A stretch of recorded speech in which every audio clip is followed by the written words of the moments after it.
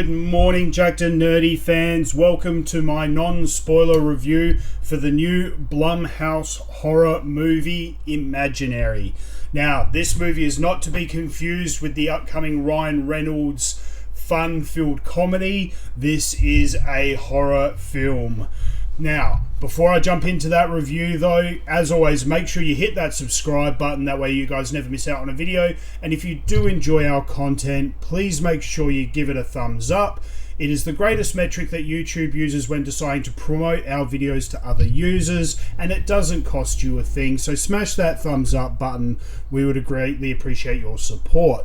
So with that out of the way, let's jump into it. So last night I went and saw a fairly late night screening of Imaginary. The trailers looked really interesting. I thought they did a really good job with the trailers of promoting the movie, not giving too much away, this, that, and the other. So I was actually quite looking forward to this film.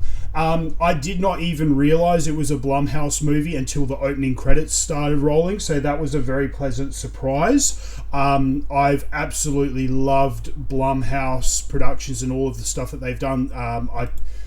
Off the top of my head, I cannot think of a single Blumhouse film that's actually left me disappointed yet. So that's quite good. So, so look, I was very much looking forward to this film. But that being said, I did have low expectations. Because I didn't really know how it was going to go and what have you. And again, going into it, I didn't realize it was Blumhouse. So as soon as I saw that on the opening credits, my anticipation raised up a little bit. Obviously from the trailers, it's a woman and her family. They move into this home. The young daughter forms a bond with an imaginary friend, and then it just kind of gets all crazy from there, as you can imagine, and as the trailers have shown.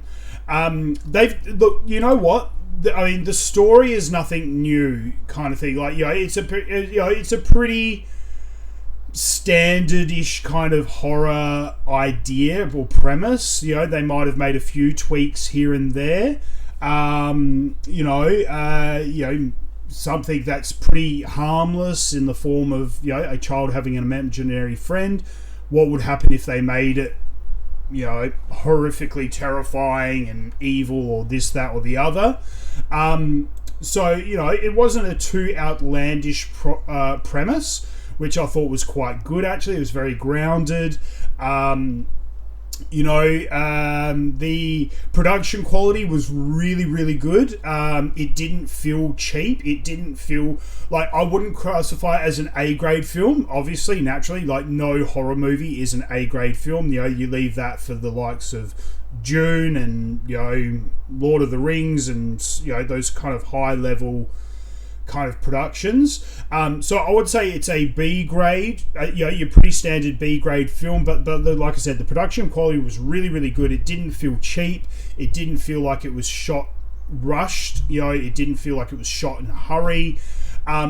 Interestingly enough, I'm just reading here, so the budget for this film was $10 million, which I actually think is very reasonable, considering like I said, the budget, the production quality was really good.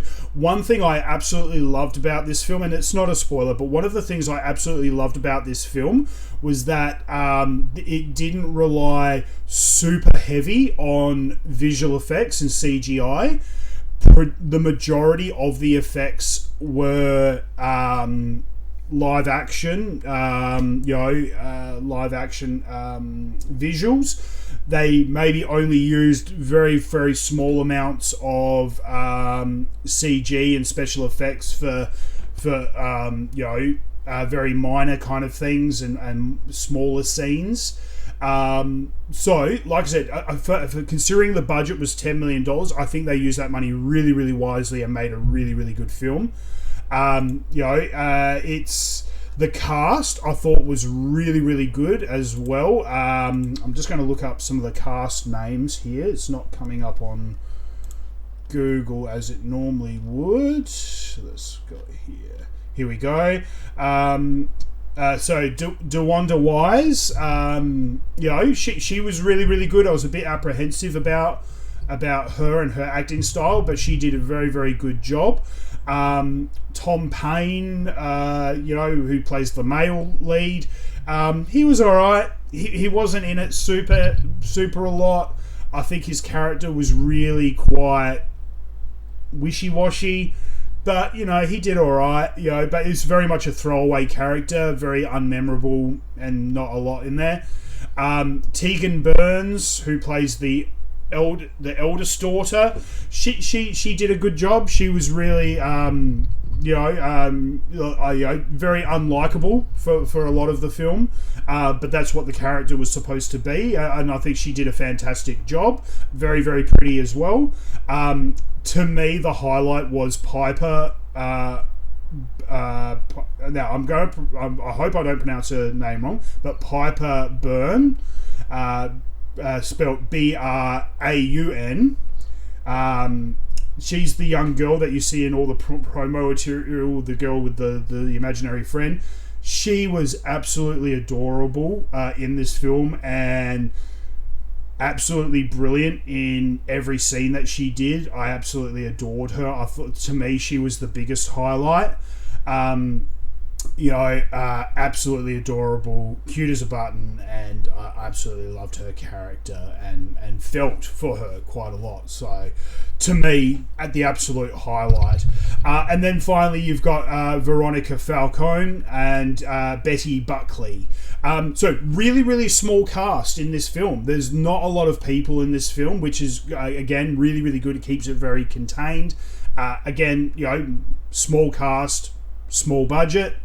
So, look, everyone played their roles really, really well, I felt.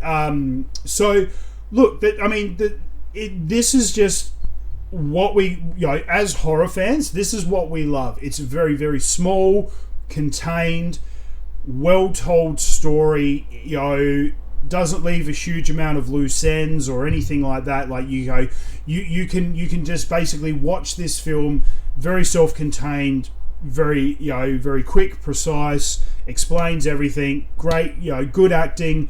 I absolutely loved it. I thought it was a really, really good film.